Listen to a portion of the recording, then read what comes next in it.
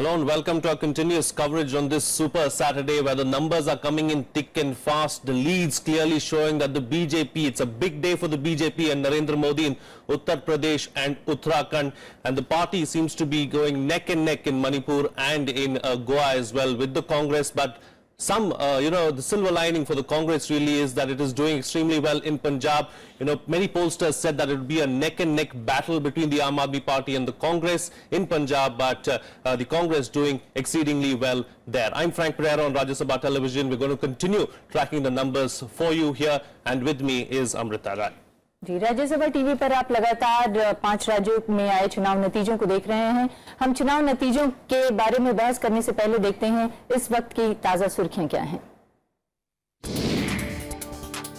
5 राज्यों में मतगणना जारी, कड़ी सुरक्षा के बीच हो रही है वोटों की गिनती। मतगणना केंद्रों पर वीडियो कैमरे से नजर। यूपी में शुरुआती रुझानों में बीजेपी को भारी बहुमत, ज्यादातर पार्टियों के दिग्गज अपनी अपनी सीटों पर आगे। पंजाब में जीत की ओर कांग्रेस पार्टी, दूसरे नंबर पर पहुंचा अकाली दल बीजेपी गठबंधन, तीसरे नंबर पर आम आदमी पार्टी के रहने का अंदेशा। मणिपुर में बीजेपी आगे, कांग्रेस हार की ओर, गोवा में बीजेपी के सामने सत्ता बचाने की चुनौती।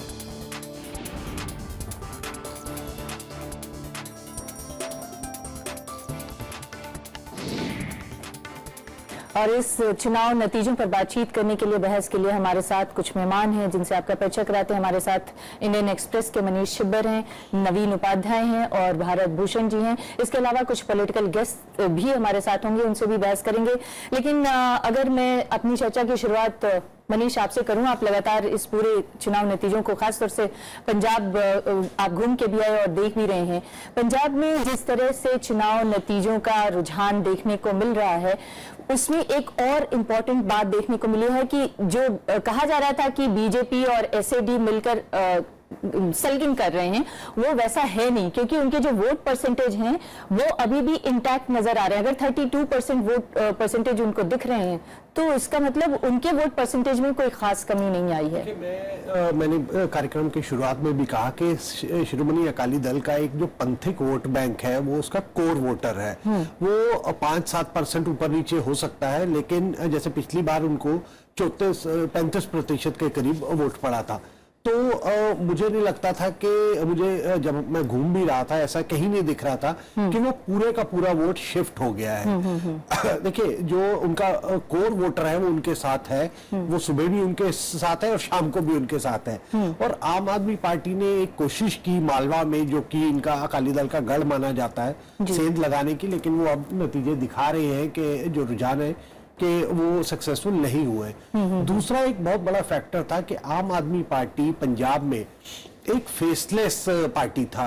कोई मतलब एक चेहरा उन्होंने आपने वोटर के सामने पेश नहीं किया कि अगर कल को उनकी सरकार बनेगी तो ये हमारा सीएम कैंडिडेट होगा। मुझे लगता है इस बात को उन्हें बहुत ज्यादा नुकसान हुआ। लेकिन आम आदमी पार्टी ने जो एक बड़े चेहरे को पकड़ा था और उसको विलन बनाने की कोशिश की थी, मजीठिया। नवीन जी, मैं आपसे जानना चाहती हूँ, वो मजीठिया इस समय चुनाव रुझानों में लीड करते हुए नजर आ रहे हैं, उसके बारे में क्या कहेंगे? ये क्लियरली शो कर रहा है कि समवेयर आम आदमी पार्टी का असेसमेंट जो था, आई think that was very flawed. और दूसरा कि आम आदमी पार्टी कहीं ना कहीं, देखिए, अंतर विरोधों में हमेशा रहा। जब से अगर आप देखिएगा पार्लियामेंट्री इलेक्शन में आम आदमी पार्टी ने 4 सीट जीते थे, उस समय से आम आदमी पार्टी के अंदर एक इन फाइटिंग हर लेवल पर रही है पंजाब में। उसके एमपी छोड़कर चले गए, पार्टी के ये असेंबली इलेक्शन के पहले बीटर इन फाइटिंग हुई, जो लोग इंचार्ज थे उसमें कुछ लोगों को पार्टी से निकाल दिया गया। एक जैसा मनीष ने कहा कि फेसलेस रहा पार्टी, लीडरशिप नहीं रहा।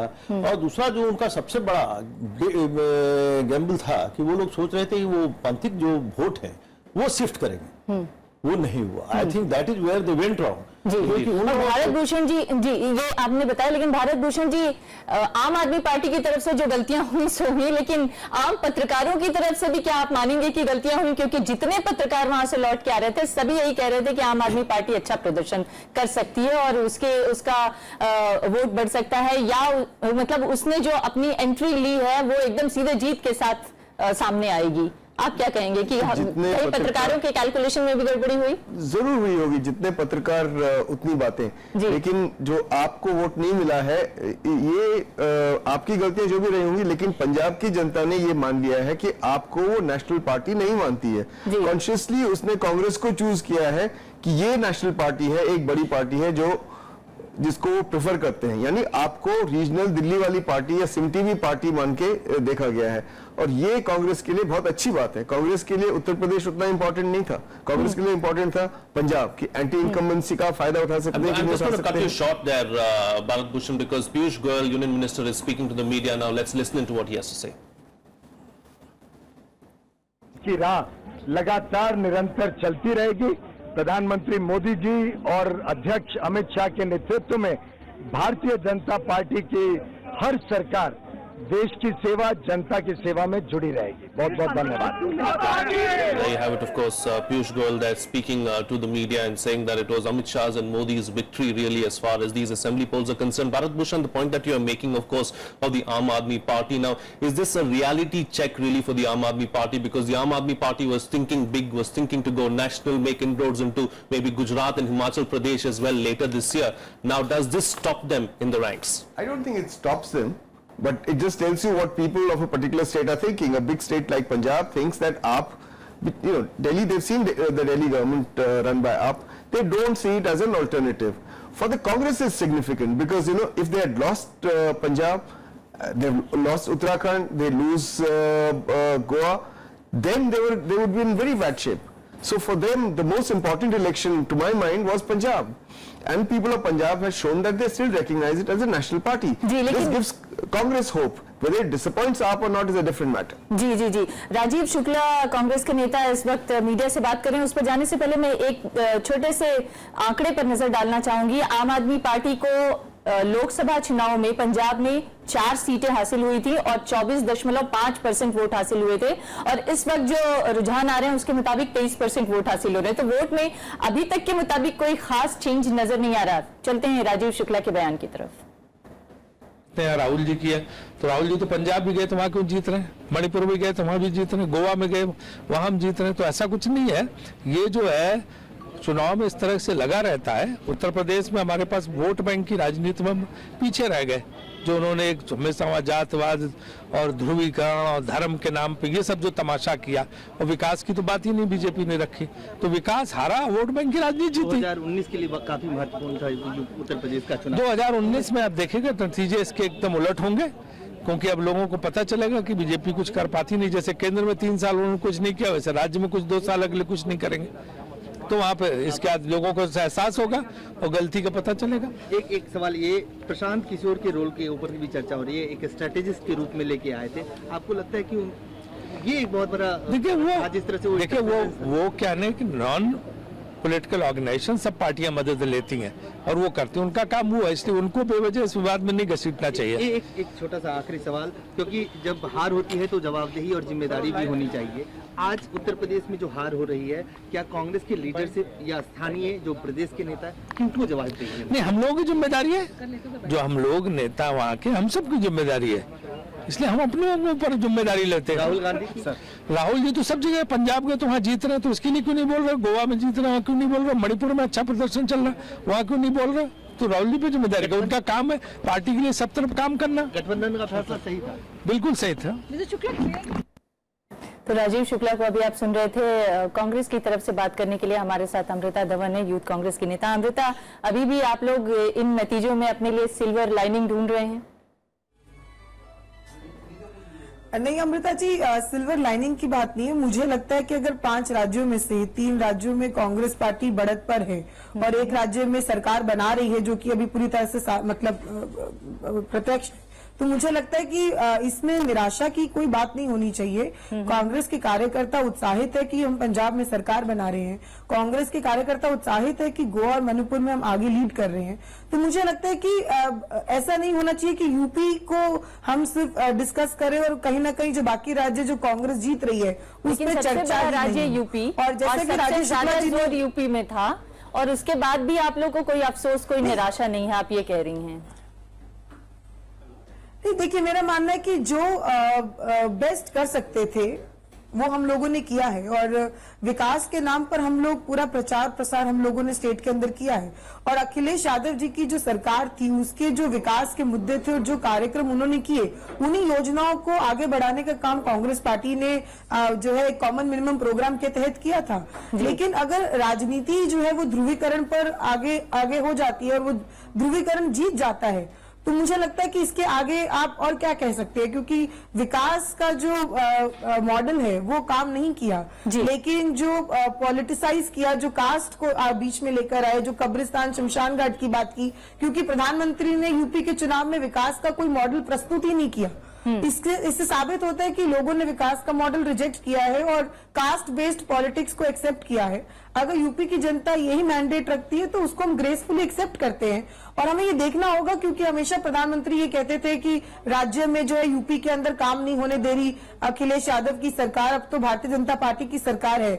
जैसे केंद्र में सरकार कुछ नहीं कर पाई, हम देखना चाहेंगे कि राज्य में जब सरकार होगी तो ऐसा कौन सा काम जो है। बहरहाल अभी तो यूपी की जनता ने उसके ऊपर भरोसा दिखाया है, आगे उसके काम की समीक्षा बाद में की जाएगी। हमारे साथ समाजवादी पार्टी के नेता मुजफ्फर खान भी हैं। मुजफ्फर जी, आप लोग विकास के नाम पर और काम के नाम पर वोट मांग रहे थे, आपके भी विकास के नारे को नकार दिया जनता ने। देखिए, ये बेहद अफसोस की बात है कि उत्तर प्रदेश में विकास के नाम पर पहली बार किसी सरकार ने चुनाव लड़ा और उसका नतीजा आज हम ये देख रहे हैं। जो वोटर है, वोटर के वोट को सलाम। लोकतंत्र में जो फैसला है वो वोट करता है, वोटर करता है। लेकिन हिंदुस्तान के अंदर एक चलन चल गया है अब कि आप जो है लोगों को तकसीम करने की बात करें और चुनाव में आगे बढ़ जाएं। उत्तर प्रदेश ने पहली बार रफ्तार पकड़ी थी अखिलेश यादव जी में। नौजवान ने अपना मुस्तकबिल बेहतर देखा था। उत्तर प्रदेश 2012 में जो हमें मिला था ममता जी, उस समय प्रदेश में सड़कें कम और गड्ढे ज्यादा थे। जिला स्तर पर अखिलेश जी ने तमाम सड़कों को बनवाने के ऑर्डर दिए और हमने देखा कि किस तरह से उत्तर प्रदेश में बदलाव आया और कितनी तेजी से वहां विकास का काम हुआ। नहीं, अगर आप ये कह रहे हैं कि सब कुछ आपने अच्छा किया, बावजूद इसके वहां पर जनता ने नकार दिया, तो इसकी जिम्मेदारी किसकी है? किसको आप जिम्मेदार मानते हैं? कहीं ऐसा तो नहीं कि गठबंधन करने का आप लोग को नुकसान हो गया? नहीं, ऐसा बिल्कुल नहीं है। वहां उत्तर प्रदेश के लोगों का एक मिजाज रहा है, हर 5 साल में वो तब्दीली चाहते रहे हैं। मुझे ऐसा लगता है कि ये उसी का एक नतीजा है। सरकार को लेकर के लोगों में कोई गुस्सा नहीं था। एंटी इनकम्बेंसी जो फैक्टर होता है वो वहां बिल्कुल नहीं दिखा। बावजूद इसके इतने चौंकाने वाले नतीजे जो आए हैं, हम लोग तसव्वुर भी नहीं कर पाते कि इस तरह के नतीजे हमें देखने को मिलेंगे। और अब आने वाला समय ही ये तय करेगा कि उत्तर प्रदेश जो है वो किस दिशा में जाएगा, क्योंकि जो विकास की डोर थी वो रुक गई है, वो थम गई है। हम लोग काम की बात करते रहे और वहां पे आपने देखा चुनाव में लोग शमशान की, कब्रिस्तान की, रमजान की, ईद की और दिवाली की बात करते रहे, लोगों को तकसीम करने का काम किया। काम की जो बात थी before वो we नहीं हो पाई। continue, we've got some breaking news coming in fact, where Okram Ibobi Singh has won his seat in Bhopal, and in fact talking about another chief ministerial candidate, Parsekar has lost his seat in Mandrem in Goa. So this is the big breaking news that is coming in at this point in time. So one chief minister there retaining his seat, and these are results of course that have been declared by the election commission in Manipur and in Goa as well. There you have it, Lakshmikant Parsekar losing Frank, from इसमें Mandrem. Laxmikant Parsekar के हारने पे एक, क्योंकि हम लोग गोवा जाके देख चुके हैं, वहां पर जब बीजेपी खुद भी चुनाव लड़ रही थी और वोट मांग रही थी, तो वहां पे पार्सेकर के नाम पे चुनाव नहीं लड़ा जा रहा था, मनोहर पर्रिकर के नाम पे चुनाव लड़ा जा रहा था। तो इसलिए अगर पार्सेकर हार रहे हैं तो शायद बीजेपी के भी ये मान के चल रही थी कि वो उतने अच्छे मुख्यमंत्री साबित नहीं हुए। मैं आप लोगों की राय जानना चाहूंगी इस पर। क्यों नवीन जी? देखिए, आपसे हम टोटली सहमत हैं। ये लक्ष्मीकांत पार्सेकर जो थे, आई थिंक बीजेपी के जितने भी चीफ मिनिस्टर रहे हैं, so most unimpressive chief minister. And जिस तरह का पार्टी के अंदर बीजेपी और उसके अलायंस के अंदर जिस तरह का विवाद रहा, जिस तरीके से आरएसएस के लोगों ने अपनी अलग पार्टी बना ली, एमजीपी आगे से निकल गया और पार्सेकर को खुद ही बीजेपी डिसोन कर चुकी थी।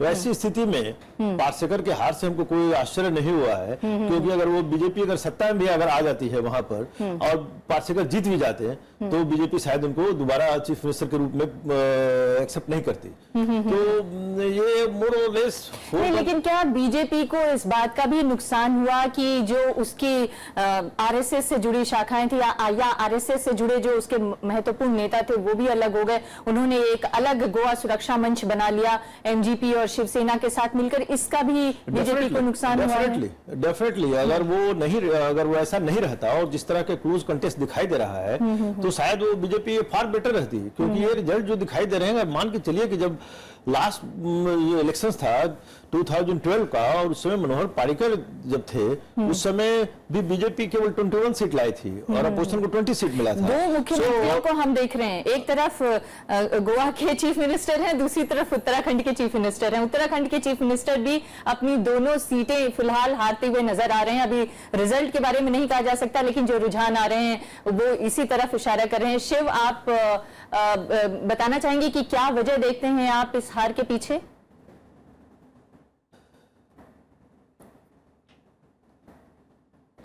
देखिए अमृता, जो सबसे बड़ी वजह जो नजर आती है इस हार की, जो कि बहुत ही कांग्रेस के लिए अप्रत्याशित हार है और बीजेपी के लिए पिछले 3 चुनावों और इस चुनाव को मिलाकर देखें तो एक रिकॉर्ड तोड़ जीत उसकी होने जा रही है। तो इसमें जो हार की जो सबसे बड़ी वजह जो हरीश रावत के लिए, एक तो वो लगातार जो कैंपेनिंग में वो एक अकेले ही एक तरह से पूरी लड़ाई को लड़ रहे थे, पूरा लीड वो कर रहे थे।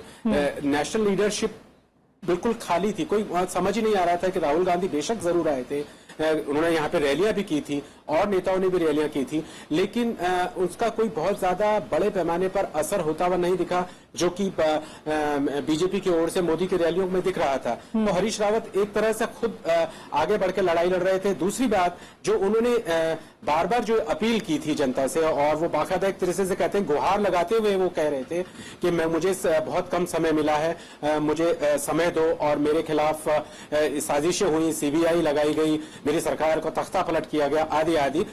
ये सब चीजें उन्होंने कहीं जनता के बीच में जाकर, लेकिन ऐसा लगता है कि जनता उस चीज को बहुत ज्यादा तवज्जो नहीं दी, बहुत ज्यादा उसको संज्ञान में नहीं लिया जनता ने। और जो तीसरी बात जो जी Indeed. Bharat Bhushan, you're from Uttarakhand as well, and you've been watching the elections very closely in Uttarakhand, but did you expect what you're seeing today? I mean, you can't even call it a wave, it's a tsunami really in favor of the BJP in Uttarakhand. और इसमें एक चीज और भी मैं जोड़ना चाहूंगी भारत भूषण जी, एक तो सहानुभूति वोट भी नहीं मिला, दूसरे जो अपने लोग छोड़ के गए, क्या उसका भी नुकसान उठाना पड़ा है कांग्रेस को? देखिए, जहां तक मैं क्या अपेक्षा करता था, मैं तो सोच रहा था कि शायद कांग्रेस आगे रहेगी, पर बाद में सुनने में आया कि पूरे गढ़वाल रीजन में मोदी वेव थी। तो ये था कि गढ़वाल पूरा, जहाँ पे गढ़वाल और देहरादून का जो इलाका है उसमें 44 सीटें हैं कि अधिकतर बीजेपी को जाएंगी। तो जब ये लगा तो फिर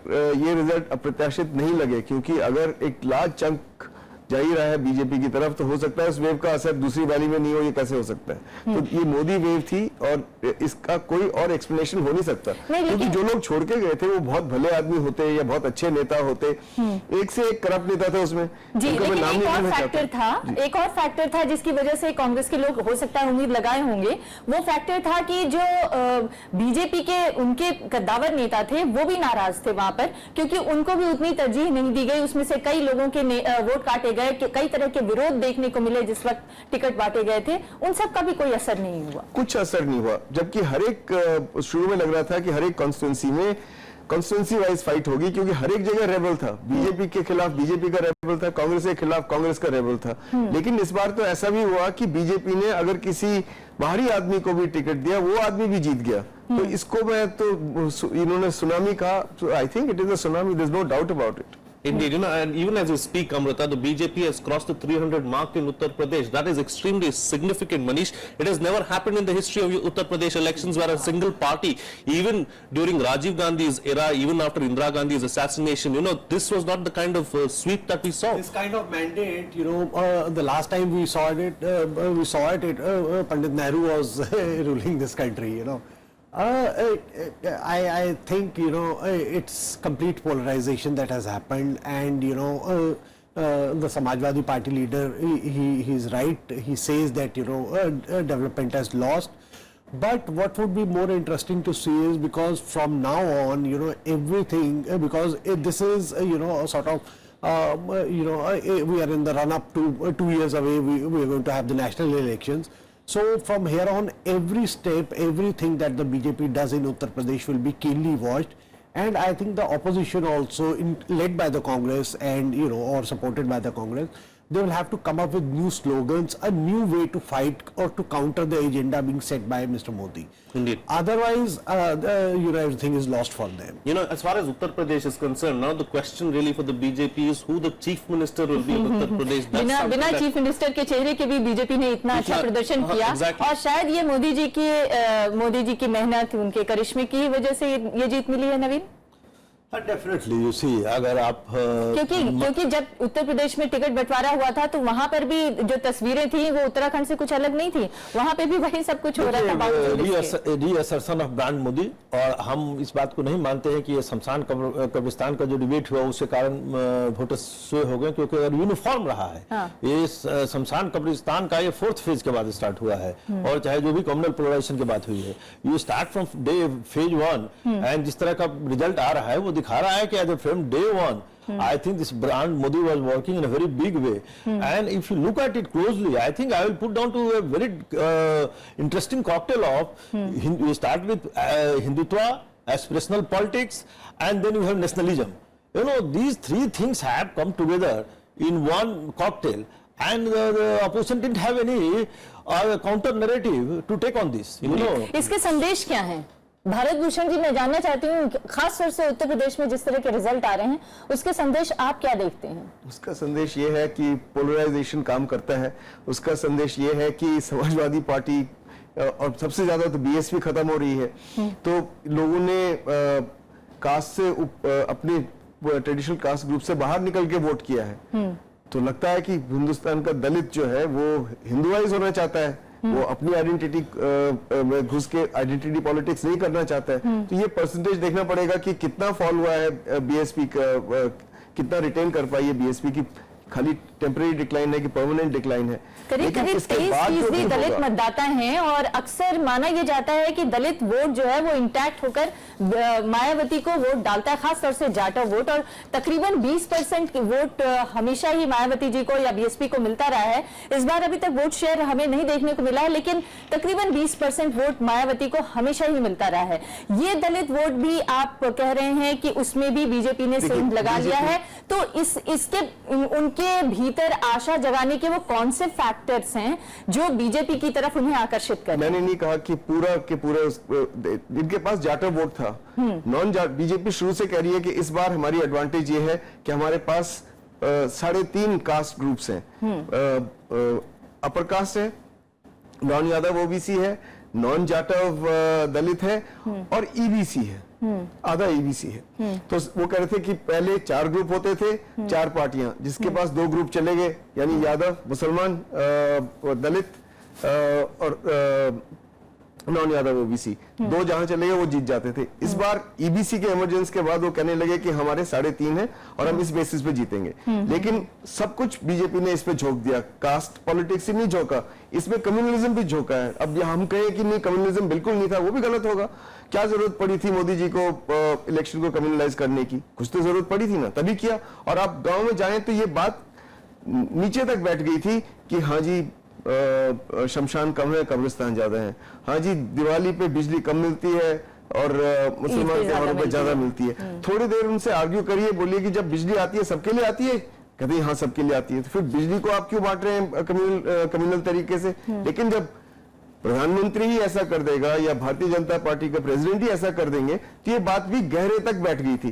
तो लोग इस चक्कर में भी आ गए। और ये भी सच है कि लगता है फ्लोटिंग वोट्स भी बीजेपी को ही पड़े हैं, जो भी अनडिसाइडेड वोटर्स थे वो भी जब लहर देखे तो उसी तरफ बह गए। Indeed, and if you look at the vote share, the BJP has done far better than it has done in 2014 in Uttar Pradesh. They've got 43.5%. जो कि पिछली बार 42.6% वोट थे, अब वो 43 percentage point more than 2014. This is the message, you know, it also shows, and this is a lesson for Mayawati, that she cannot, you know, hope to succeed with her kind of politics, which is essentially a 90s kind of politics. You know, she'll have to do something drastic to change her image. Every time she cannot go to the voters and talk about Dalit or Musalman without talking about anything else. She did talk in certain areas about you know how UP was much safer under her regime, but that was it. She had no agenda. बहुत सारे लोगों को ये भी लग रहा था कि कुछ साइलेंट वोटर्स होंगे जो मायावती के हैं, जो नहीं बोलते, जो पहले भी नहीं बोलते थे, अभी भी नहीं बोले, लेकिन वो साइलेंट वोटर कब उनके धरातल से खिसक गए उन्हें पता भी नहीं चला। पर ये कहना कि मायावती का पॉलिटिक्स जो है 90s का पॉलिटिक्स है, तो ये भारतीय जनता पार्टी का पॉलिटिक्स कौन सा 21वीं या 22वीं सदी का पॉलिटिक्स है, जहां पे आप शमशान और कब्रिस्तान की बात करते हैं और जहां पे आप हिंदू और मुसलमान को बांटते हैं। भरत जी, उसका एक छोटा सा जवाब ये है कि मायावती, मैं बिल्कुल आपकी बात से सहमत हूं कि जब हम कहते हैं कि भारतीय जनता पार्टी का भी पुराना पॉलिटिक्स है, हिंदुत्व वगैरह वगैरह, लेकिन where they succeed and where Mayawati fails is in communicating their agenda. आप मैं So इससे both are communicating old style politics. One is doing it more effectively than the Yes, other. much more And one is effective. more dangerous than the other. Yeah, that is a point that can be debated. Yes, that is a point that can be debated. I think Amrita Dhawan has to go, so let's quickly ask one final question before we let her go. Amrita Dhawan, you know, it's not just the BSP that needs to introspect and reinvent itself, even the Congress needs to do that, and the results in Uttar Pradesh are very clear that the Deoria to Delhi rally of the roadshow of Rahul Gandhi did not work. Nothing that the Congress party did in Uttar Pradesh seems to have worked, and the Congress party is decimated in Uttar Pradesh. देखिए, मुझे लगता है कि राहुल गांधी जो है हमारे national leader हैं और नेशनल से उन्होंने हर स्टेट में प्रचार किया, स्टेट में कैंपेन किया, स्टेट में रैलीज एड्रेस करी, रोड शोज की। जितना वो यूपी में गए उतना पंजाब में भी गए, मणिपुर में भी गए, गोवा में भी गए, उत्तराखंड में भी गए।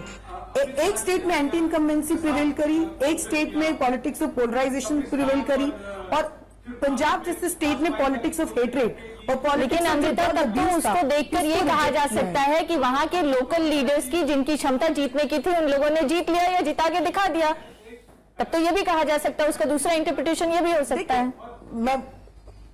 नहीं, बिल्कुल ये भी एक इंटरप्रिटेशन हो सकता है। इसलिए मैंने कहा कि हर राज्य की पॉलिटिकल इक्वेशंस अलग है।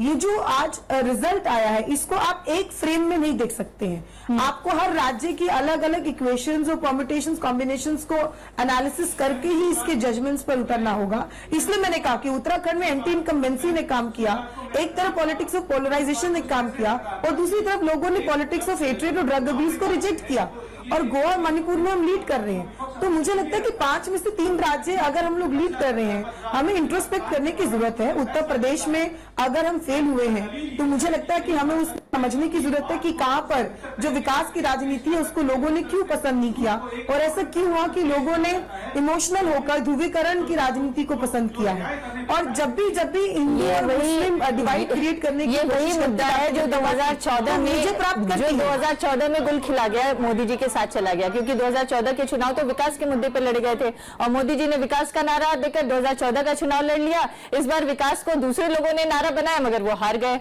तो इसका मतलब नारा इंपॉर्टेंट नहीं रहा, इसका मतलब व्यक्ति इंपॉर्टेंट हो गया और उसने जो भी नारा दिया वो जीत का फॉर्मूला बन गया। देखिए, कहीं ना कहीं सेंटिमेंट्स एंड ये communal polarisation it has played a role. अगर आप देखिए 5 स्टेट्स के ट्रेंड्स जो आ रहे हैं, जहां पर जिस स्टेट में मणिपुर या पंजाब और गोवा वेयर ये इशू नहीं रहा, you know the sentimental divisive issues बहुत एग्रेसिव तरीके से नहीं रहा है, द रिजल्ट्स आर डिफरेंट। और यूपी अगर देखिए तो रहा ये, I mean this has been the core thrust of politics, जहां पर आपको अगर वेस्टर्न यूपी से लेकर हर जगह देखिए रहा है ये। भले they have not talked about Ram temple issue, but I think very in a clever way this issue of Hindu-Muslim divide has been tossed up and exploited and milked in a very big way. अगर ये नहीं रहता तो अगर आप देखिए मणिपुर का result is different, Punjab is different, Goa is different, जहां पर these issues are not there. So कहीं ना कहीं I mean see has a point in saying कि development has taken a backseat because even the bitterest critic of Akhilesh Yadav will admit कि he has done a very good job and he did not deserve this sort of route. So ये show करता है कि voters are not really. शायद आपके दावे में दम हो, क्योंकि गोवा में बीजेपी बहुत डेवलपमेंट के दावे कर रही थी, मगर वहां पे लगता है उसका दावा फेल होता हुआ नजर आ रहा है। उसी तरह से यहाँ पे भी इस समय कुछ ताजा आंकड़े जो हमारे पास आ रहे हैं वो पंजाब के आंकड़े हैं। दोआबा में इंडियन नेशनल कांग्रेस 16 सीटों पर लीड कर रही है और उसके वोट परसेंटेज 38.60 है। ईस्ट मालवा में 38.00 यानी 38% वोट उसको मिलते हुए दिख रहे हैं। वेस्ट मालवा में 41.46% वोट और माझा में 46.32% और टोटल अगर देखा जाए तो कांग्रेस पार्टी को 38.2% वोट हासिल होते हुए दिख रहे हैं। 38.2% वोट लास्ट टाइम भी जब पंजाब में कांग्रेस की जीत हुई थी 40%। जब 2012 में कांग्रेस को 40% मिले थे और अकाली दल भाजपा को मिला के रफली 47% वोट मिला था। सो लगभग 42% वोट मिला था, 2% वोट का फर्क था। लेकिन इस सारे इसमें जो बहुत इंटरेस्टिंग चीज आ रहा है कि Aam Aadmi Party was suppose to sweep Malwa और यहाँ पे उनको अभी क्या अगर हम रुझान देख लें तो they're not in the second position, they are in the third position even in Malwa as far as the vote share is concerned. That is astonishing, I mean, really, for the Aam Aadmi Party. That also shows, you know, it brings me back to my original thesis that you need to have a face and you cannot be seen as contesting election on just one issue, which in the case of Aam Aadmi Party was drugs. They did not talk about development, they did not talk about what they would do for Punjab, whereas Amarinder Singh was promising, apart from getting ridding Punjab of the Akali Dal, Shiromani Akali Dal, BJP combined, he was also talking about the aspirations of the youth, providing jobs and all that, and also a corruption-free government. And also, you know, one very interesting phenomena also is that the Congress is getting a huge share in the Doaba region. Doaba, let us understand, has the highest NRI vote bank, and it also has the highest Dalit voter. Punjab, incidentally, 32%. 32% Punjab has the highest Dalit population in the country, in India. Yes. And Congress has done so well. So there is some kind of hope for the Congress insofar as the Dalit votes are concerned. Can I ask a question? Would you say, Manish, that actually it's the Jat which has turned away from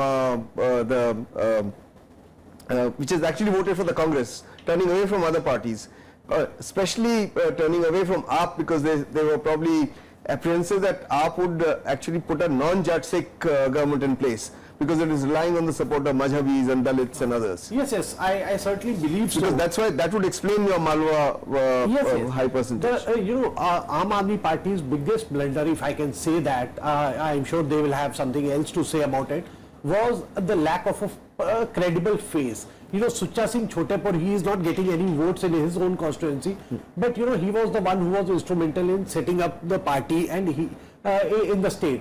And just before 6 months before elections, you kick him out of the party. So everybody in Punjab, wherever I went, people were saying Arvind Kejriwal किसी को चलने नहीं देता है. So that kind of signal, it seems to resonate in these whatever results are coming in. And also, you know, one very important factor which both Congress and you know, Shiromani Akali Dal tried to instill in the minds of the voters was the fear that radical Khalistani elements will make a comeback if Aam Aadmi Party comes to power. So that seems, and that is, you know, even in the heydays of terrorism in Punjab, the Aam Sikh, the common Sikh was never, you know, supportive of terrorists. So this seems to have reinforced their belief, you know, the voters' belief that if Aam Aadmi Party comes to power, you know, radicalism would like to could go up. So, and they have snubbed the Aam Aadmi Party. I think there are lot. लेकिन ये जो thought थी जो पंजाब में चली वो UP में नहीं चली। बहरहाल मैं आपसे भी जानना चाहूंगी, जो अभी तक के वोट रुझान देखने को मिल रहे हैं खासतौर से बीजेपी और अकाली दल के संदर्भ में, वो किस तरफ इशारा करते हैं? क्या कई बार ऐसी भी सुनने को आई बातें कि बीजेपी भी ये चाहती है कि आम आदमी पार्टी न जीते और उसकी तरफ से भी ये संकेत दिए जा रहे थे कि कांग्रेस की तरफ भले ही वोट चले जाए मगर आम आदमी पार्टी को न जाए। Last lap of Punjab campaign and just before the elections ये क्लियर था, subtle message has gone around and it was being discussed in media and openly by political parties in Punjab कि बीजेपी ने देख लिया था कि हार तय है, अकाली दल सिंह के हार तय है। जिस तरह का एग्रेसिव स्टैंड आप पार्टी ने लिया था टुवर्ड्स अकाली दल या अकाली के इंटरेस्ट में था कि आम आदमी पार्टी सत्ता में नहीं आए, और बीजेपी को इस बात का भी डर था कि अगर आम आदमी पार्टी पंजाब में जीतती है तो वो एक बड़े और अल्टरनेटिव के रूप में उभरने की कोशिश करेगी आपको गुजरात, राजस्थान, एल्सवेयर। तो बीजेपी के इंटरेस्ट में है कि let a weak Congress come to power in Punjab and a party which can become a challenge for future, उसको निप इट इन द बड। तो ये बीजेपी के इंटरेस्ट में था, and I think BJP and cadre based party, I think they were able to send this message to their voters कि somehow stop up. और एक चीज और देखने को मिल रही है कि आम आदमी पार्टी के दोनों कमेडियन हार रहे हैं। भगवंत मान भी हार रहे हैं और गुरप्रीत सिंह वरियाज, जिनको गुरप्रीत गुगी कहते हैं, वो भी हार रहे हैं। और आम आदमी पार्टी ने जिनको विलन बनाया वो सब भी जीत रहे हैं, अच्छे मार्जिन से जीत रहे हैं। और नवजोत सिद्धू कांग्रेस के लिए I think Rahul Gandhi, one good thing that he did just before the election was to bring in Navjot Singh Sidhu on his own terms and conditions. वो कुछ कांग्रेस को फायदा कर दिया। बहुत अच्छे मार्जिन से वो जीत रहे हैं। I think another aspect that has worked also is declaring a chief ministerial face in Punjab, and Captain Amrinder Singh too has been working behind the scenes all throughout, and that also seems to have worked. You know, Captain Amrinder Singh was declared chief ministerial face last time also, like this time also. The only difference was this time, you know, we saw a belligerent captain. He actually worked, the hours. He got up early in the morning, whereas in the last elections, he thought in 2012 that, he just needed to step out of his palace and voters would flock to him and they would vote, which did not happen. Compared to 2007, in 2012, Akali Dal, BJP vote share went up, their number of seats went up. But this time, Captain campaigned properly. It was a very, very proper campaign, thorough campaign, which was visible on the ground and which seems to have paid him dividends. जो Leeds इस समय दिख रहे हैं उसमें तो Congress party 72 seats पर lead कर रही है और आम Aadmi party 26, SAD 16, BJP 3 seats पर लीड करती हुई नजर आ रही है पंजाब में। तो ये संकेत दिख रहा है कि कांग्रेस एक तरह से सिंगल मेजर पार्टी बन जाएगी और शायद उसकी अपनी सरकार बन सकती है, अगर अभी तक के रुझानों को नजर डालें तो। भारत भूषण जी, ये जो संकेत है कि कांग्रेस पार्टी ने वहां पर अपने इक्वेशंस ठीक कर लिए, वहां पर चीफ मिनिस्टर कैंडिडेट पहले घोषित कर दिया, इसलिए उसकी जीत हो गई। लेकिन बाकी राज्यों में इस तरह का फिनोमेना क्यों नहीं काम कर पाया? क्योंकि अखिलेश के साथ तो वहां पर भी उन्होंने अपनी तरफ से एक अपनी तरफ से कैंडिडेट और चीफ मिनिस्टेरियल कैंडिडेट सामने रखा था, अपनी तरफ से जितने भी इक्वेशंस थे वो भी ठीक करने की कोशिश की थी। फिर क्यों यूपी में उनका बुरा हाल रहा और पंजाब में अच्छे रिजल्ट देखने को पंजाब में तो पंजाब की जनता ने बड़े कॉन्शियसली वोट किया है। आपको मैं एक उदाहरण देता हूँ, डेरा सच्चा सौदा जो था आपको सपोर्ट करता था, पहले फतवा दिया उन्होंने श्रोमणी अकाली दल के फेवर में कि इनको वोट दो, लोगों ने नहीं दिया वोट। जाट सिख उनका बेस माना जाता था, इतने नाराज थे, इतनी ऐसी एंटी इनकम्बेंसी थी कि उन्होंने सब मिलके आपको नहीं कांग्रेस को वोट दिया। तो वहां बड़े कॉन्शियसली बादल्स के खिलाफ वोट दिया गया है कि इनको नहीं आने देना है और किसी छुटभैया पार्टी को नहीं आने देना है जो नेशनल अल्टरनेटिव नहीं है। जहां तक यूपी का सवाल है, यूपी में कास्ट इक्वेशंस बहुत ज्यादा कॉम्प्लिकेटेड हैं, पंजाब की तरह नहीं है। और रिलीजियस पोलराइजेशन जिस तरह का यूपी में हुआ है वैसा पंजाब में नहीं है। तो इनको कंपेयर करना कि क्यों नहीं जीते, विकास के मुद्दे पे एंटी इनकम्बेंसी थी कि नहीं, मुझे लगता है एंटी इनकम्बेंसी थी, जिस एंटी इनकम्बेंसी को हटाने के लिए अखिलेश यादव ने अपने पिताजी से झगड़ा किया, अपने चाचा को पार्टी से बाहर निकाला, शायद और वो सब सोचा कुछ कि- उनके खिलाफ चला गया। उनके खिलाफ नहीं गया। मैं ये कह रहा हूं कि उसके बाद भी एंटी इनकम्बेंसी शायद बनी रही। जो नया इमेज उन्होंने अपना बनाया वो जनता ने एक्सेप्ट नहीं किया, कम्युनिकेट नहीं कर पाया उसको। न सिर्फ जनता ने उस नए इमेज को एक्सेप्ट किया, बल्कि जो मोदी जी से जो या बीजेपी से जो मुकाबला करने के लिए उनको अपनी रणनीति बनानी थी, उसमें भी वो कहीं ना कहीं चूकते रहे। लेकिन इस अगर समय आप एक चीज कहना चाहूंगा, अगर विकास के मुद्दे पे बीजेपी नहीं जीती है उत्तर प्रदेश में, बनारस अगर आप जाइए, बनारस से गंदा शहर शायद ही आपको भारत में कहीं मिलेगा।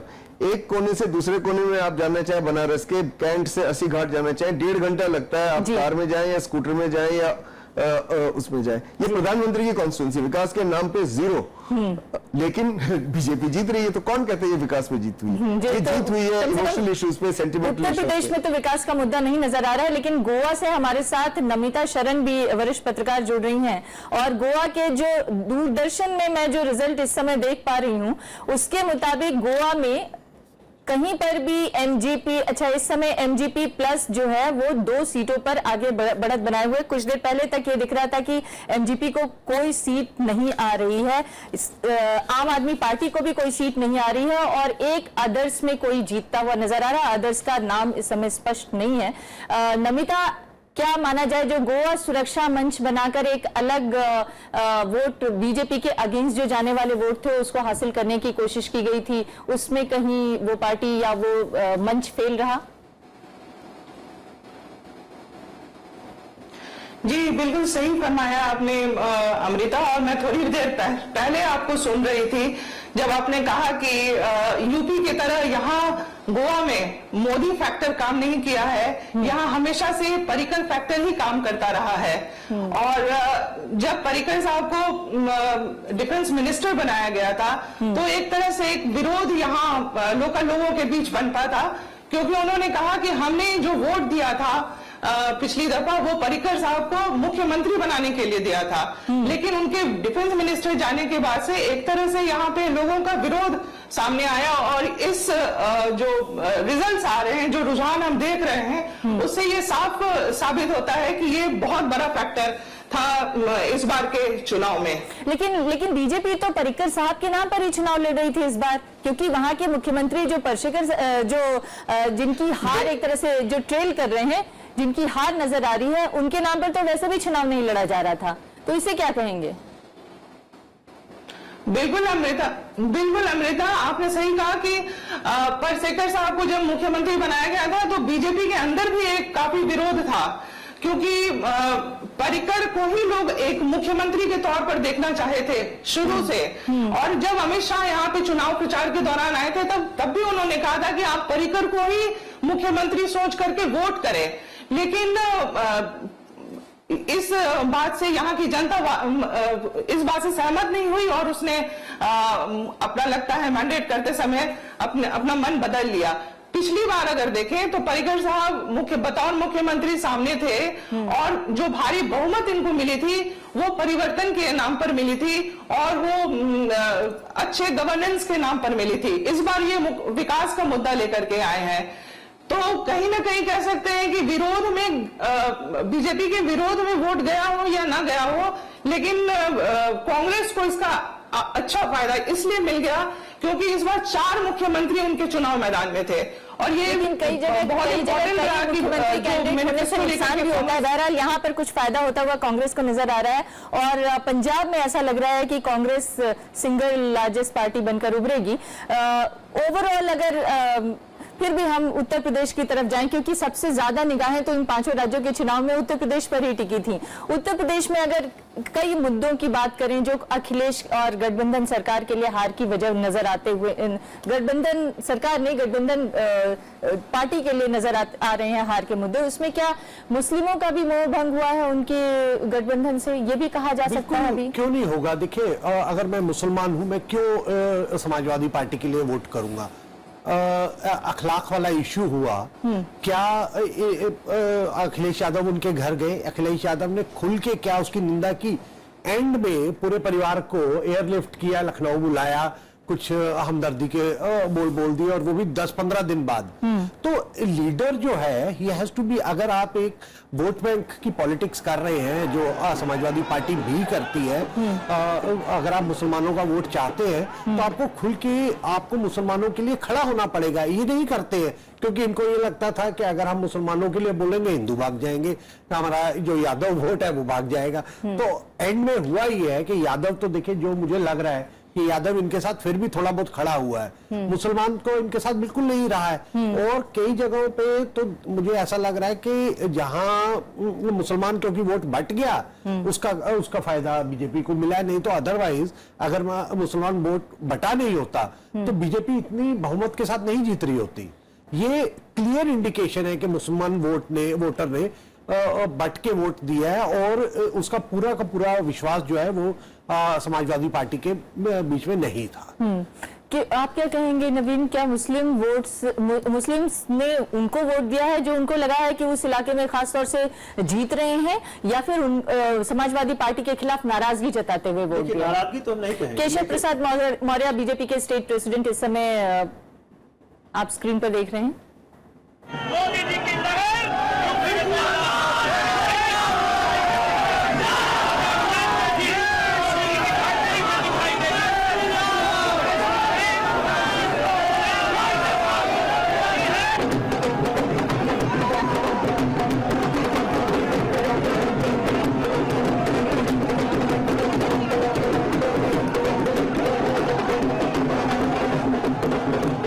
बीजेपी के कोने में जबरदस्त उत्साह और रंग देखने को मिल रहा है जीत के बाद। सबसे ज्यादा फोकस भी नवीन बीजेपी का उत्तर प्रदेश पर ही था, और हमने तो देखा कि चुनाव रिजल्ट से पहले ही वहां पर होली मनने लगी थी और लोग ये कहने लगे थे कि इस बार भगवा जो है वो भगवा होगा, और उसका रंग इस समय कुछ और ज्यादा चढ़कर बोल रहा है। लेकिन नेचुरली उत्तर प्रदेश इंडिया का सबसे बड़ा राज्य है, 80 सीट है, और केवल ये जो इलेक्शंस था केवल स्टेट का इलेक्शन नहीं था, क्योंकि ऑल्सो फॉररनर टू 2019। तो बीजेपी के लिए, बीजेपी अगर आपने मान के चल रही थी कि अगर यूपी को जीतते हैं तो they have a far better chance कि Modi will come back to power in 2019। लेकिन इस इलेक्शन के बाद मेरी जहां तक पॉलिटिकल समझ है, ये this election will also pose a challenge for BJP in Uttar Pradesh, क्योंकि अब ये कंपेल करेगा समाजवादी पार्टी and BSP को to come on one platform for their own survival। and मेरी जहां तक समझ है कि ये बिहार टाइप का गठबंधन you will see in 2019 in UP, जहां पर लेकिन आज के जो रिजल्ट है उसके मुताबिक तो अगर दोनों गठबंधन भी कर लें तो भी बीजेपी का मुकाबला करने के लिए नहीं, आज के लिए नहीं, but that will the best scenario for them to survive. Political party की सर्वाइवल इंस्टिंक्ट होती है। समाजवादी पार्टी के एक नेता मुजफ्फर साहब हमारे साथ अभी भी बने हुए हैं। मुजफ्फर साहब, अब आप लोग आगे की रणनीति क्या सोचते हैं? क्या जिस तरह के संकेत अखिलेश यादव ने दिए थे कि हम मायावती जी के साथ भी गठबंधन कर सकते हैं, वो अगर पहले कर लिए होते तो शायद कुछ बेहतर नतीजे उम्मीद किए जा सकते थे? नहीं, अखिलेश जी ने जो कहा था उसका मतलब गलत निकाला गया है फौरी तौर पे। ऐसा नहीं था, वो हमेशा उनको बुआ जी कहते रहे, हमेशा उन्होंने उनका सम्मान किया है। अखिलेश जी शालीनता का जो मामला है वो पूरा देश जानता है, वो कितने शालीनता और सभ्यता की बात नहीं कर रहे हैं हम, तो उस जीत के फॉर्मूले की बात कर रहे हैं जिस पर आप लोग आने वाले दिनों में मुकाबला करेंगे बीजेपी से, क्योंकि अब तो आप लोगों के हर मतलब 2019 के चुनाव में हर तरीके के जो फॉर्मूले थे वो फेल हो चुके हैं, तो अब नया कुछ सोचना पड़ेगा ना आपको। देखिए, मजहब की सियासत से तो हम लोग हमेशा दूर रहे हैं और हमेशा दूर रहेंगे। जो लोग सबका विकास और सबके साथ की बात करते हैं वो कितने ईमानदार हैं ये पूरा हिंदुस्तान जानता है। हमने जो काम किया उससे हम मुतमईन हैं, सेटिस्फाई हैं। होने जा रही है और इसमें कोई संदेह नहीं है कि मोदी जी की लहर तो यूपी में थी ही, लेकिन साथ ही साथ कैंट में लोगों ने मुलायम सिंह जी के परिवार की पुत्रवधू को भी एक सबक सिखाने का काम किया है, और हमारी जीत है, हम इससे बहुत प्रसन्न हैं कि हम लोग पूरे प्रदेश में इतना बढ़िया कर रहे हैं। जी, तो रीता बहुगुणा जोशी ने मुलायम सिंह यादव की बहू अपर्णा यादव को हराकर जीत हासिल की है और आपको बता दें कुछ दिनों पहले तक वो कांग्रेस पार्टी की प्रदेश अध्यक्ष भी हुआ करती थी, फिर कांग्रेस पार्टी की एक अहम नेता हुआ करती थी। अब वो बीजेपी के टिकट से चुनाव लड़ी लखनऊ में और वहां से जीत हासिल की है और उन्होंने अपना बयान दे रही थी। साहब है तो मैं इनसे एक सवाल पूछना चाहता हूँ। मुजफ्फर साहब, पूछूं? हाँ, मैं आपसे एक सवाल पूछना चाहता हूं कि ये जो रिजल्ट्स आए हैं इसकी वजह से हमने देखा अखिलेश ने किस तरह से अपने चचा से लड़के बगावत की और पार्टी को कंट्रोल किया। क्या इन रिजल्ट्स की वजह से अखिलेश की अपनी लीडरशिप को अब पार्टी के बीच में क्वेश्चन किया जाएगा? क्या उनकी भविष्य पर सवालिया निशान खड़ा हुआ है? देखिए, लगातार 5 साल तक हमारे विरोधी दल के लोग ये कहते रहे कि अखिलेश जी अकेले मुख्यमंत्री नहीं है, 5 मुख्यमंत्री हैं। जब चुनाव नजदीक आया, पूरे हिंदुस्तान ने देखा कि अखिलेश जी का व्यक्तित्व इन तमाम बातों से बहुत ऊपर था। अखिलेश जी को लोगों ने पसंद किया। रही बात घरेलू जो बातें रही इस बीच में, तो वो कोई घर ऐसा नहीं होता है कि जिसमें झगड़ा ना हो, जिसमें 4 बर्तन होते हैं वो नहीं, लेकिन चढ़ते को सलाम होता है। यहाँ तो अखिलेश ने इतना कुछ करने के बाद अब देखिए 100 से नीचे सीटें आपका अलायंस लेके आ रहा है, तो क्या इसकी वजह से अखिलेश की लीडरशिप कैपेबिलिटी पे सवाल उठ रहा है? नहीं, ऐसा बिल्कुल नहीं है। अखिलेश जी में अब समाजवादी पार्टी के साथियों ने अपना मुस्तकबिल देखा है और पूरी समाजवादी साथ है। मेरे नेता मुलायम सिंह यादव जी का जो कुनबा है वो इतना मजबूत कुनबा है कि इतनी आसानी से टूटने वाला नहीं है। सभी लोग एक मत हैं, एक राय हैं। हार हुई है वहां तो हम उसको स्वीकार करते हैं। लोकतंत्र में सर झुका करके सलाम किया जाता है। और सबसे अहम बात जो ये है, अगर हमें कहीं कोई मलाल है तो वो ये है कि जब हमें 2012 में उत्तर प्रदेश की कमान मिली थी तो वही मुख्यमंत्री आवास जो 5 कालीदास पर है वो एक किलेबंदी में तब्दील था। अखिलेश जी ने उसके तमाम दरवाजों को खोल दिया। जनता से मायावती जी कभी मिलती नहीं थी। अखिलेश जी ने लोगों के लिए जनता दरबार लगाया। हफ्ते में 3 दिन मिनिस्टर बैठते थे। आज हम ये देख रहे हैं कि हमारे देश के वजीर आजम किसी आम आदमी से मिलते नहीं हैं। लेकिन आप लोगों ने दरवाजे खिड़कियां खोले और जनता ने अपने दरवाजे बंद कर दिए। अब आपको अस्तित्व बचाने की लड़ाई करनी है, कैसे करेंगे आप? ये तो खैर अब हम लोग जो है चुनाव निमट गया। हाँ। इस पर मंथन होगा, सोचेंगे कि हमारी नहीं, मैं ये जानना चाह रही थी कि आप लोगों से अलग एक धड़ा पार्टी में नजर आया। भले ही वो आप एक पार्टी के तहत चुनाव लड़ रहे हैं, लेकिन एक धड़ा अलग था, वो नाराज था, वो रूठा हुआ था। वो किसके साथ था मालूम नहीं, लेकिन अब क्या फिर से पूरे जो धड़े थे समाजवादी पार्टी के सब एकजुट होंगे? क्या मायावती जी के साथ अपने दोस्ती बढ़ाने का कोई प्रयास शुरू होगा? क्या तीनों कांग्रेस, बीएसपी और एसपी मिलकर अब 2019 में मोदी जी का और बीजेपी का मुकाबला करेंगे? क्या इस बारे में मंथन शुरू हुआ है अब? नहीं, अभी इस पर कोई चर्चा नहीं हुई है। हमारे पार्टी का जो शीर्ष नेतृत्व है वो इस पर चर्चा करेगा, विचार विमर्श करेगा। वो तो कोई अभी बहुत समय है, तब बात होगी। शीर्ष नेतृत्व विचार विमर्श करेगा। मगर भारत भूषण जी, मैं आपसे ये जानना चाहती हूँ, जिस तरह से हार हुई है इस गठबंधन की, आपको क्या लगता है भविष्य में जो बीजेपी की बड़ी चुनौती है उससे निपटने के लिए इन्हें क्या करना होगा? और बीजेपी के सामने खुद इतनी ज्यादा मार्जिन से जीत के बाद किस तरह की चुनौतियां आप देखते हैं? देखिए, नवीन जी ने कहा, मैं उनसे बिल्कुल सहमत हूँ। These people will have to, they'll be forced to come together. In the opposition also, they will have to form a group together, an alliance together. So SP, Congress, BSP, and in this you will see the kernel of 2019 politics. This is the only way they can take on the BJP.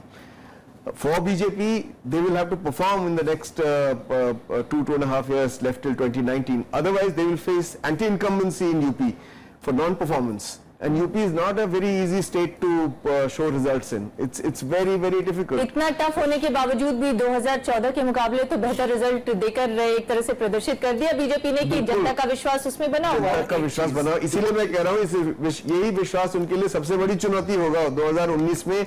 इस विश्वास पे आप कितना खरा उतरे, ये भी तो बहुत बड़ा चैलेंज है। दो चीजें जो ये अभी तक के जो आ रहे हैं रुझान रिजल्ट्स आ रहे हैं उससे साफ है। एक तो correct me if I am wrong, but I think this is the worst performance by the Samajwadi Party. 67 Yes, it is the worst performance. It is the worst performance of the Samajwadi Party ever. Also, if you look at all the regions in the state, Awadh, Bundelkhand, Doab East, Northeast, Rohilkhand West, everywhere the BJP is sweeping. Everywhere. So there is, there were people who were saying that कि पहले दो चरण उनके लिए अच्छे नहीं गए हैं. So that has also been proved wrong. In Bundelkhand, they have not even allowed BSP and the Samajwadi Party to open their accounts. So that is like a complete clean sweep as far as the BJP is concerned. And even if you look at the vote share, they're doing extremely well in all the regions and relegating the Samajwadi Party and BSP to below 30% vote share in all the regions as well. I mean, this is something that is unprecedented, Naveen. I mean, unheard of, unthinkable as well. You see, one thing is very clear if you look at the analysis. One thing is very clear, you don't have to do any calculation. That Samajwadi BSP is getting just 18 seats. Just see the number of Muslim candidates BSP has put up, 100. There was, the calculations people were doing, calculations that 100 Muslim candidates and Muslim population is so much, 18% or whatever, and then Dalit population is 23%. So even if on half of these seats, if Dalits and Muslim come together, BSP will definitely get 60, 70, 80 seats or whatever seats. I mean, that is the lowest I am giving. That these results clearly show that this has not worked. A large chunk of Dalits have shifted to BJP and the Muslims have been badly divided. So I think this election, I will give a lot of, food for thought for Mayawati. She will have to realize that this politics, the politics of that era is over. I think they will have to come together. They will have to reinvent self. They will have to go back to the Mandal era when they started, when the OBC and Dalits were together, and I think that is the only way, and with a progressive agenda. I mean, that Mandal agenda is not going to work. है नवीन जी कि जो अति पिछड़ा वर्ग है वो सारा का सारा खिसक गया है। अति पिछड़ों ने पाला बदलकर, जो पहले समाजवादी पार्टी को वोट दिया करते थे वो पाला बदलकर ऐसा लगता है बीजेपी में चले गए। तकरीबन 30% के आसपास अति पिछड़ा वर्ग है उत्तर प्रदेश में, जिसमें से 8% तो यादव हैं और बाकी सब और दूसरे कास्ट हैं। वो सारे के सारे लगता है बीजेपी के साथ चले गए और सवर्ण वोट तो ऑलरेडी बीजेपी के साथ हुआ। उसी ग्रेजुअली मंडल के बाद ये हुआ है कि first you see gradually when Mandal politics came, all parties were, all castes were together. Then Dalits shifted, then non-Jadав OBC shifted. What I am saying कि for their survival with a progressive agenda where economy is in the center of the thrust, they will have to bring back that caste combination on one platform, and then they will have to aggressively counter this Hindutva narrative, which is being built up to divide the caste, So that is the only way you can counter. I totally agree. Otherwise, this would be the end of road for Mayawati. Indeed. Unless she totally recalibrates, re-strategizes, it is the end of the road. Samajwadi Party will continue to have some role in the future also. It is going to be the main opposition party. But for Mayawati, she will have to rethink on how, what kind of politics she wants to do from here on. Indeed, a lot of introspection to be done, a lot to be thought of as far as the Samajwadi Party, BSP especially, and of course the Congress as well. लेकिन ये तो कहा ही जा सकता है कि इस एक तरफ नुकसान है लेकिन दूसरी तरफ खुशी की लहर है और बीजेपी के अंदर बीजेपी के तमाम खेमों में जश्न का माहौल देखने को मिल रहा है। फिलहाल एक छोटे से ब्रेक के लिए रुकेंगे और ब्रेक के बाद लौटेंगे कुछ नए मेहमानों के साथ चर्चा में।